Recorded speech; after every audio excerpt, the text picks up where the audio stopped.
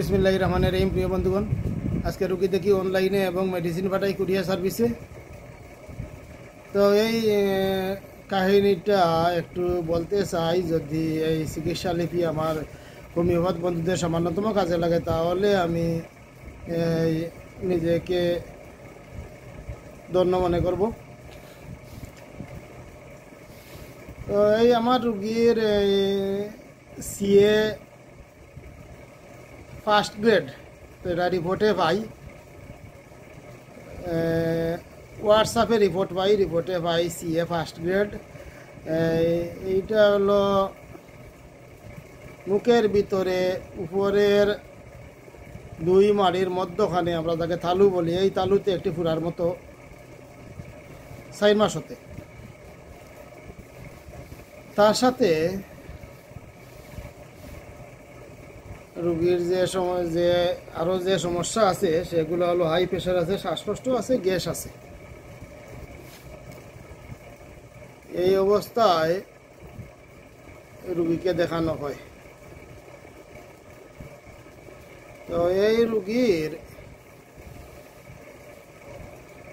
আগে অনেক এলোপ্যাথি চিকিৎসা হয়েছে এবং বর্তমানেও এলোপ্যাথি চিকিৎসা চলছে। মধ্যখানে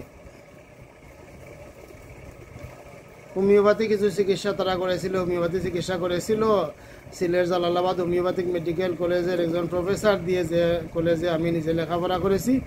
আমাদের সময় সেই প্রফেসর ছিলেন না, এরপরে এসেছেন।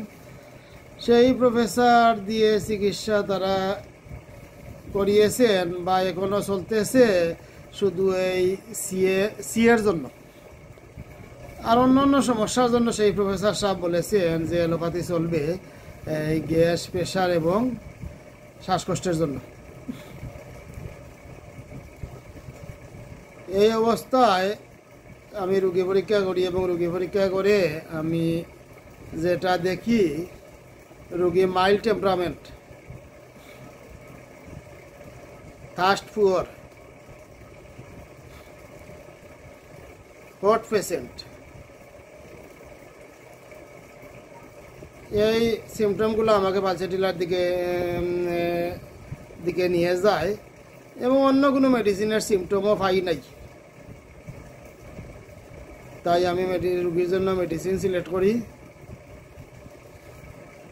পালসেটিলা, এবং পালসেটিলা 50 ml, 80 ml, 1, 2, 3, 4 4টা কোর্স পাঠিয়ে দেই।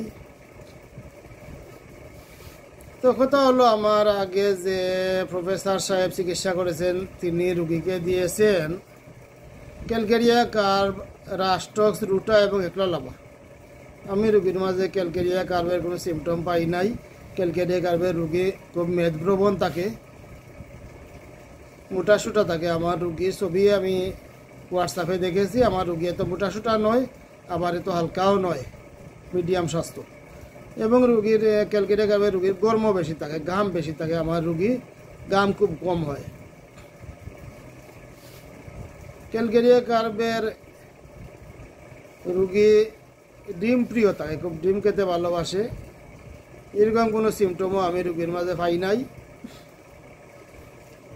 এছাড়া রাস্টক্স, এটা হলো বসলে বাড়ে, প্রথম চলতে বাড়ে, ক্রমাগত চলতে থাকলে উপশম, এরকম কোনো সিমটমও আমি রুগীর মাঝে পাই নাই। রুটার কোনো আঘাতজনিত অথবা শক্ত পুরা এ ধরনের কোনো সিমটম পাই নাই। একলালাবা তো এটা 1 পার্ট মেডিসিন। এইটা রুগীর যে বর্তমান যে অবস্থা, সার্বিক অবস্থার উপরে কনস্টিটিউশনাল মেডিসিন ছাড়া একলালাবায় কোনো কাজ করবে না। সুতরাং আমি এই অবস্থায় রুগীকে আমি পালসেটিলা দেই এবং আমি যেটা দেখতে পাই, আমার আগে প্রফেসর সাহেব যে চিকিৎসা করেছেন সেই চিকিৎসাগুলো উনি করেছেন সম্পূর্ণ রুগীর রোগ লক্ষণের উপরে বেস করে। আসলে হোমিওপ্যাথি একটি থিওরিটিক্যাল চিকিৎসা। সেই থিওরি হলো treat the patient not the disease. Treat the patient not the disease, চিকিৎসা রোগের নয় রুগীর। এই থিওরির উপরে সম্পূর্ণ হোমিওপ্যাথি খাড়া। কিন্তু আমার আগের প্রফেসর সাহেব এই থিওরিটা ভুলে গিয়েছেন। তিনি রুগী treat the disease not the patient, এই ফর্মুলায় চিকিৎসা করেছেন, যার কারণে উনি সঠিক মেডিসিনে গিয়ে বুঝতে পারেন নাই এবং সঠিক মেডিসিন দিতে পারেন নাই। তাই আমি এই রোগীর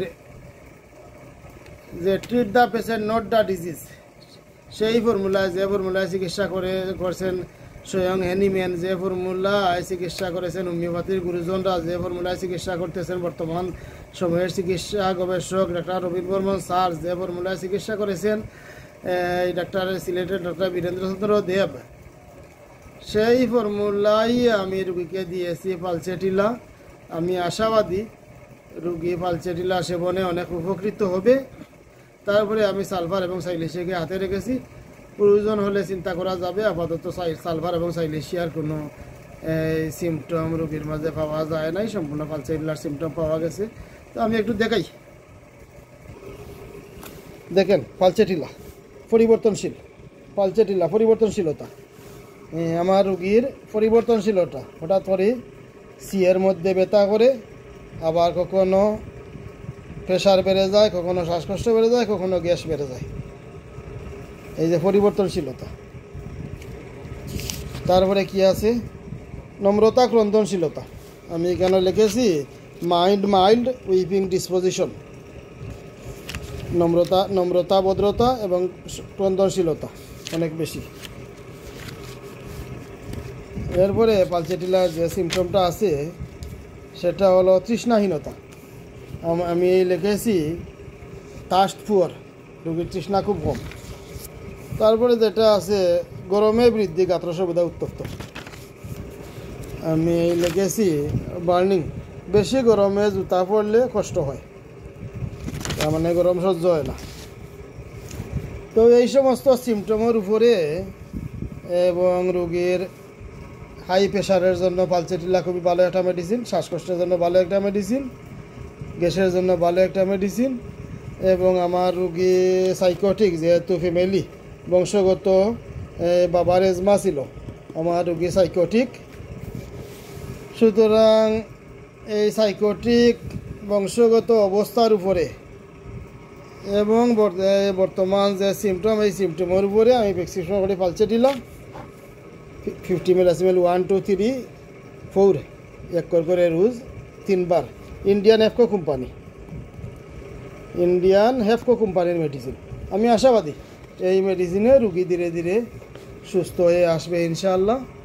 তো সবার কাছে দোয়া প্রার্থী, সবাই ভালো থাকেন। আসসালামু আলাইকুম।